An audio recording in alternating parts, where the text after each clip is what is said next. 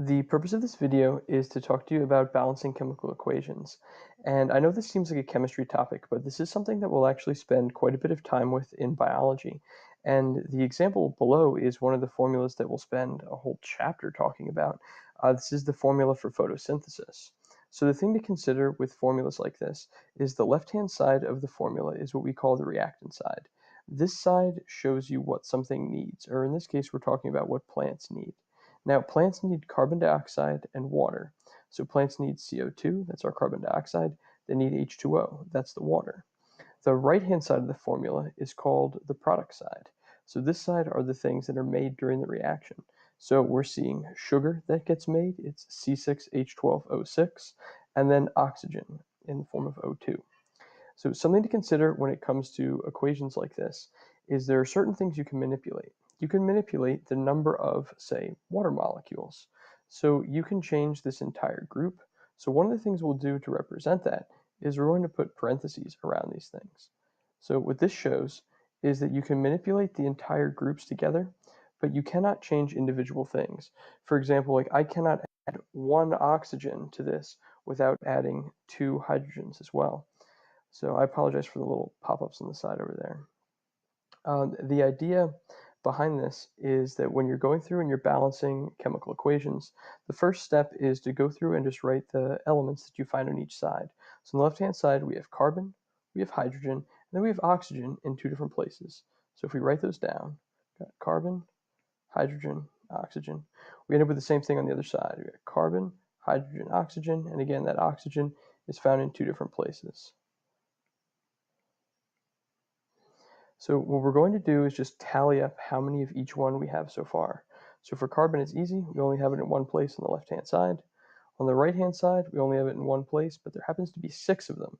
That's what that subscript tells you. So carbon, we have 6 over here. Hydrogen, there's 12.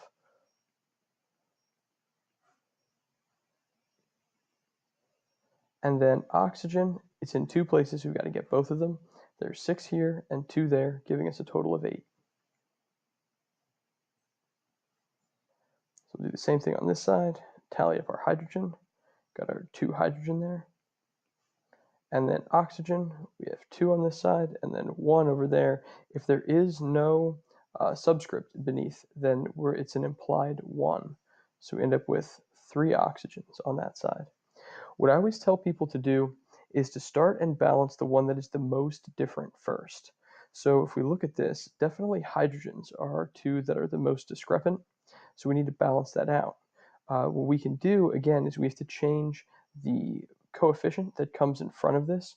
We cannot change just the hydrogens on the inside. So for coefficients, we'll write in a different color here. Write these in red. If we have 2 on this side, we need to match 12. We actually need to put in front for our coefficient is the number 6. So this will give us 6 times 2. That's going to give us 12 hydrogens down there at the bottom. So we'll have balanced that one out. The thing is, this also changes our number of oxygens. We now have 6 times our implied 1, gives us 6 oxygens there, plus our 2 on this side gives us 8 total. So now actually that worked out, because look, we've got 8 oxygens and 8 oxygens. So that's not bad. The thing that you've got to look for last then is carbon. Carbon, we have 6 on this side, only 1 on the left-hand side, on the reactant side. So we'll do the same thing that we did actually for the water. You've got to add a 6 in front of that.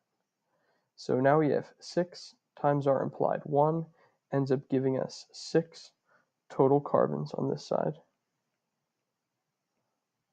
So that balances that out. The problem becomes this changes our oxygen level. We now have 6 times 2, which gives us 12, plus 6 times our 1, which is another 6. So 12 and 6, we've got 18 altogether.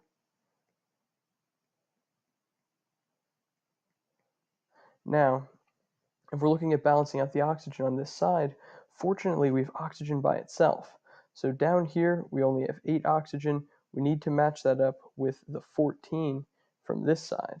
So if you consider what we have to do to go through to even these out, if we already have 6 oxygen over here, and we can't really change those. I mean, we could, but then holy smokes, it's going to change all kinds of stuff. It's going to change the carbons and hydrogens too. So we might as well leave this one alone. If we have 6 over here, and then we need to get this one up to 18, the best thing to do is just to change the amount that we have on this side.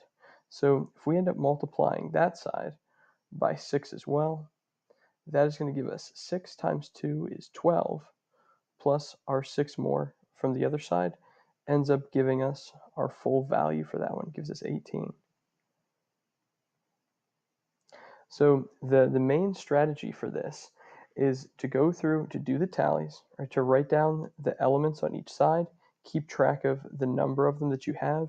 Definitely start with your most discrepant one first. It's going to make it a little bit easier to go through and work with this. Now, this is just one example, right? But it happens to be an example that we're going to work with a lot when it comes to photosynthesis.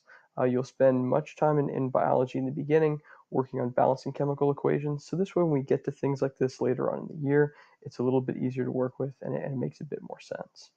So let me just give you some general guidelines to use for this stuff.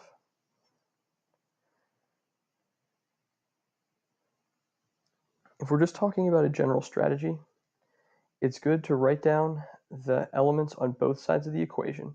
So what you'll end up seeing is that you'll have the same elements on both sides. You'll just have different numbers of them in the beginning. And then you want to tally the number of the elements that are already present, just like we did in the previous example. Tally them up. Look at the ones that are the most discrepant. So look at the ones that are the most different. That's going to be where you start. Balance those out first, and then work your way through the other ones. Hopefully that makes it a little bit easier to go through and work with these things. So we'll practice this quite a bit in class, but if you use the tally method like I showed you here, you can balance immensely complicated equations, things far more complicated than that photosynthesis example that we just went over. So I appreciate you taking the time to watch this. We'll practice with this more in class. Thank you.